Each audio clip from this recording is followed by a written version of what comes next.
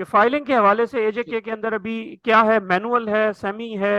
अब इसमें आपने सबसे पहले इनकम टैक्स का बताना है, रिटर्न एनुअल का, और फिर सेल्स टैक्स का मंथली बताना है, और विदहोल्डिंग की स्टेटमेंट्स भी वहां पे फाइल हो रही हैं, तो उसका भी काइंडली आपने बता देना है।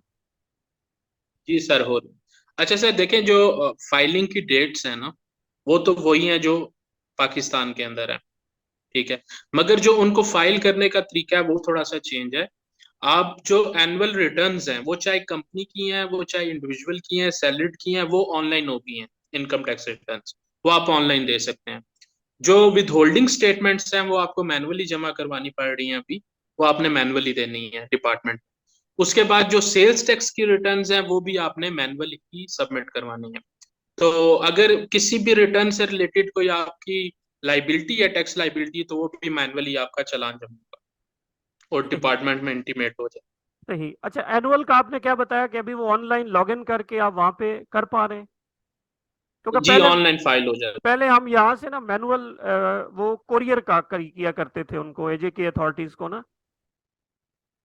जी, अब आप फाइल कर सकते हैं, मगर सर फिर आपकी टैक्स लाइबिलिटी आ गई तो वो आप नहीं दे सकेंगे अच्छा, वो ऑनलाइन। चालान बना के उसके फिर लिए एजेके के अंदर ही जमा होगा वहां पे, या यहाँ के नेशनल बैंक में नहीं भी सर, करा सकते हैं? उसका ये तरीका है सर, उसका एक ट्रिकी है पॉइंट।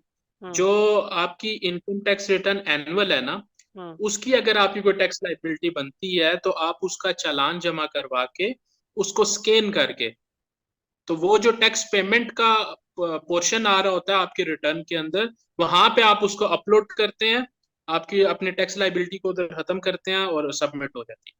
उसके लिए आपको नहीं आना पड़ेगा डिपार्टमेंट, जो एनुअल रिटर्न है।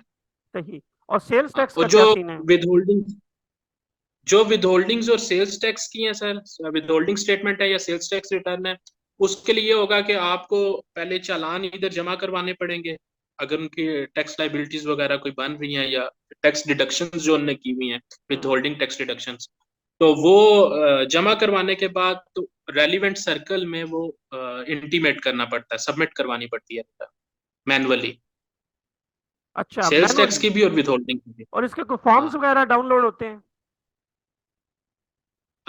सर देख, जो है इसका सेल्स टैक्स का, वो भी मेरे पास पड़ा हुआ है पूरा एक टेम्पलेट, वो भी मैं आपसे शेयर कर दूंगा। श्योर। विदहोल्डिंग ऑफ टैक्स का भी कोर्स शेयर चीजें कर हो रही। दूंगा। किसी ने एजेके के अंदर विदहोल्डिंग टैक्स स्टेटमेंट जमा करवानी है, वो उसको फिल करके करवा दें। फिर विदहोल्डिंग टैक्स का जो चालान है वो भी मेरे पास पड़ा है, वो भी आपसे शेयर करूंगा। सेल्स टैक्स का भी कर दूंगा। बेहतर है, बेहतर। मैं तो कोशिश करूंगा उसको कि सर, एडिटिंग के दौरान आप जो भेजेंगे उसकी हम एक स्लाइड शेयर बना के इसी वीडियो के साथ ही हम इंशाल्लाह वो भी चला देंगे, जैसे जैसे हम बात कर रहे हैं साथ साथ लोग, ताकि वो भी ऑब्जर्व कर लें, देख सकें कि वो चालान किस तरह का होता है, क्या सेक्शंस हैं, कैसे फिल करना है। बाकी आप थोड़ा सा टेंटेटिव डेट्स का श्योर। मुझे बता दें कि डेट्स वही हैं जो हमारे यहाँ पे हैं फाइलिंग की। हाँ सर, वही मैं बताने लगा था, डेट्स वही हैं, मगर आप कोशिश ये करें कि उन डेट से 1 वीक 10 दिन पहले सबमिट करवाएं। उसकी सर एक लॉजिक है, वो ये है कि आपने जब विदहोल्डिंग टैक्स चालान जमा करवाने होते हैं, और वो चालान अगर तो आप कैश पेमेंट्स कर रहे हैं, तो कैश पेमेंट की स्टैम्प बैंक से उसी वक्त लग जाती है। मगर मोस्टली कंपनीज, जो बड़ी कंपनीज हैं, वो चेक भेजती हैं। कोई स्टैंडर्ड चार्टर्ड का है, कोई एचबीएल का है, कोई XYZ बैंक का है। अब वो चेक जो है वो क्लियर होने में 5-7 दिन लग जाते हैं। सही। तो वो फिर 5-7 दिन के लिए जो आपके चालान है वो नेशनल बैंक में ही रहते हैं, आपको सिर्फ डिपॉजिट स्लिप मिलती है। तो इसलिए थोड़ा सा प्रोसेस आप पहले कर लें, ताकि आप, और उसका एक तरीका ये है इससे बचने के लिए कि आप जिस दिन आप चालान जमा करवाएं ना, आप डिपॉजिट स्लिप लें। हम्म। उसी डिपॉजिट स्लिप की कॉपी करके अपनी विदहोल्डिंग स्टेटमेंट के साथ अटैच करके आप डिपार्टमेंट में उसको सबमिट करवा दें। बाद में आपको चालान मिल जाता है जब, तो वो आप चालान डिपार्टमेंट में दे दें। अच्छा, आखिरी सवाल मेरा आज होगा आज की डिस्कशन का, और आपसे इंशाल्लाह जो है ना, अब हम वक्तन फवक्तन छोटे छोटे सेशंस जो हैं लेते रहेंगे, जो भी हमें एजेके श्योर। से रिलेटेड मसाइल आएंगे। वो मुझे ये बताएं कि वो जो मैनुअल चालान है, लाइक अगर आप एडवांस टैक्स या विदहोल्डिंग टैक्स जमा कराते रहते हैं, तो वो आपका कंप्यूटर सेक्शन फिर अपडेट कर देता है, तो वो बाद में जैसे हम यहाँ पे क्लेम लेने के लिए जाते हैं, तो हमारे तो अब थोड़ा सा एफबीआर का सिस्टम अपडेट हो गया है, तो वहां पे भी ऐसा ही है?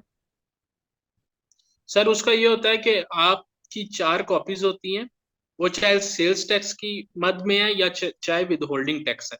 हम्म। सेल्स टैक्स के मद में आपको जो सेल्स टैक्स रिटर्न है वो कंप्लीटली आपको नेशनल बैंक में दे देनी है। मतलब एक ही रिटर्न की 4 कॉपीज हैं और वो चारों कॉपीज आप नेशनल बैंक में लेके जाएंगे, 2 कॉपीज नेशनल बैंक अपने पास रखता है, 2 आपको दे देता है। वो जो कॉपी नेशनल बैंक के पास है वो एक copy national bank tax department वालों को भेज देता है। जो आपका क्वेश्चन है कि डिपार्टमेंट वालों को कैसे इंटीमेट होगा या उनके कंप्यूटर सेक्शन में कैसे आएगा, तो बिल्कुल। वो डिपार्टमेंट में सर चली जाती है। और फिर जो टैक्स पेयर होता है वो भी एक कॉपी डिपार्टमेंट में जमा करवा के दूसरी पे रिसीविंग ले लेता है अपने एविडेंस के डिपार्टमेंट से। सही ये सही। सेल्स टैक्स का है। और विद होल्डिंग टैक्स के साथ जो चालान है उसका भी इसी तरह कसना है। जबरदस्त जबरदस्त sir. Thank you so much Sushil Ehtesham sahab, आपने एक मुख्तसर वक्त के अंदर बेसिक जो क्वेश्चंस हैं हर एक बंदे के जहन में और एक जो डर बना हुआ है एजेके की टैक्सेशन को लेके, वो आपने कवर किया। मैं तहे दिल से आपका शुक्रगुजार हूँ।